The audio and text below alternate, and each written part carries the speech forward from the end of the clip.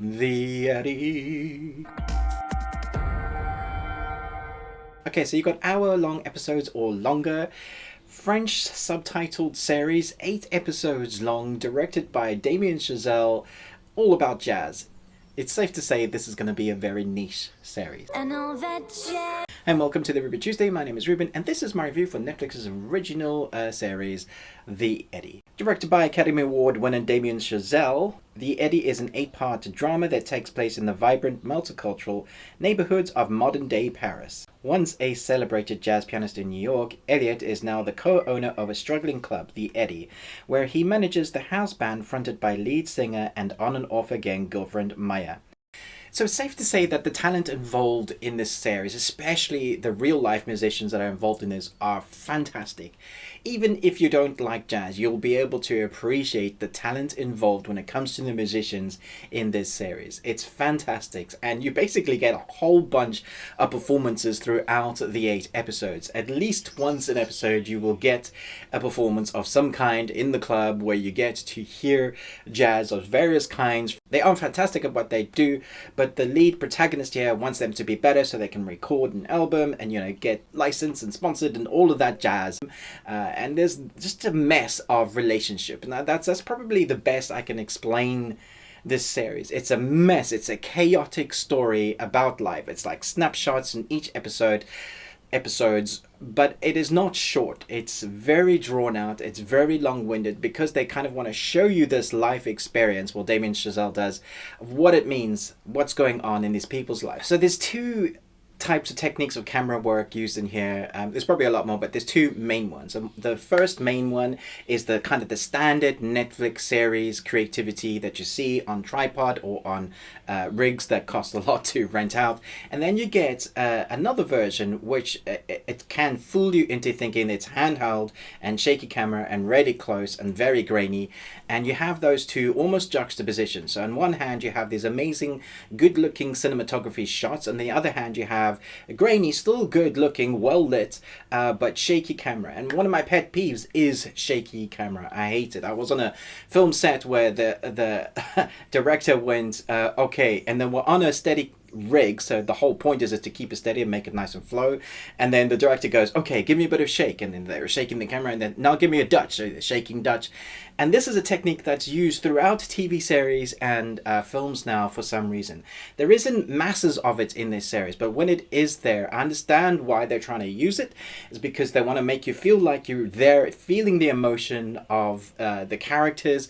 So it's grainy, it's very dirty camera work, if that makes sense. It feels like it's a dirty atmosphere, well lit, well colored lit, to make you feel like you're in a jazz club, that sort of atmosphere. And then they're kind of moving around the actors, handheld, shaky, sometimes Dutch, and I didn't feel like it always worked, or that the fact that you have these 2 different types of techniques used is interesting, because it did jar me a little bit at times. But I have to say that my first initial impression of this series, because I'm not a jazz lover, was I'm going to find this very difficult to watch. And I did some of the time, because they of those long episodes, they're over an hour long, some of them, and it does feel like these 8 episodes could have been 30 to 40 minutes long, and it would have been fine. If you had cut out some of it, I don't think you would have lost much of the tone used. It would still explain everything, this snapshot of this life, of this story and theme that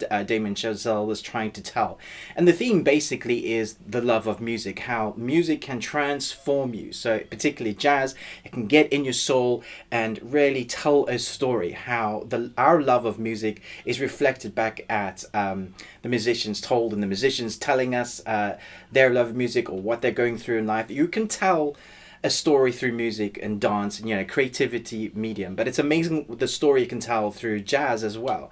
The emotions inflected within that, the feeling and the vibes and the atmosphere changes, and so you can really you can understand what Damien was trying to do with this series. He's giving you a snapshot of these musicians and their love of music, how they pour blood, sweat and tears and flesh and life into this medium, for your instruments, for the love of music. And so you get that is evident, that it's a love letter to this, to storytelling about what music is and about what jazz is and what it can do for you. So that is the theme, the crux of it in a nutshell. And so while you're experiencing that, you're experiencing the life of these guys that are trying to keep this band afloat.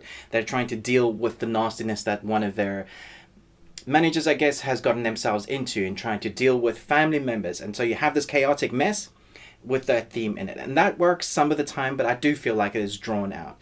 I do love the way it's looked. I wasn't transformed into loving jazz. My mother and brother and sister have often tried to get me into jazz. I don't love it nearly as much as they do.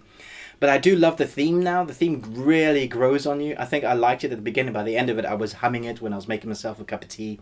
And I think that just speaks to the creativity and the talent involved. I mean, the talent is phenomenal in this. These guys are real life performers. I say real life. They're a real boy.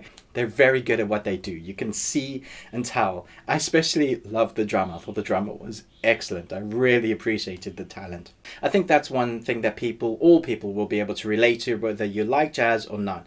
You'll see the talent in this and go like, damn, that's awesome. But there is a niche audience here for people that love jazz and want to know kind of like a story about the lifestyle of that and what it takes to really love the art. And, just a little long snapshot of that kind of storyline. Directed by the same guy that did La La Land. So if you like La La Land, you can tell it's going to be the same feeling. It's going to have the same sort of atmosphere and tone. It's 8-hour long episodes. It is subtitled in French, although you do get a bit of English occasionally as they cross over languages. It's well put together. I think some people are going to love this and some people will be like, man, I fell asleep like so many times. So yeah, do let me know in the comments below. Are you excited about this or are you going to give this a miss? A friend of mine I know said, nope, not watching that. And so already I can tell it's very split in its niche audience. Thanks so much for watching this review. I'm going to give this a B. I'm going to give this a B. I know it's solid, but I think because it has that split, it will be perfect for some people. Some people will give it an A. Plus, it's like the best series ever, and others will be like a D, so I'm going kind of middle ground. I think B is solid because it looks good, it's well performed, and because those episodes are a bit long, in my opinion, I'm just going to go straight B. So, yeah, do chat to me in the comments below, but most of all, until next time, remember, live long and Tuesday.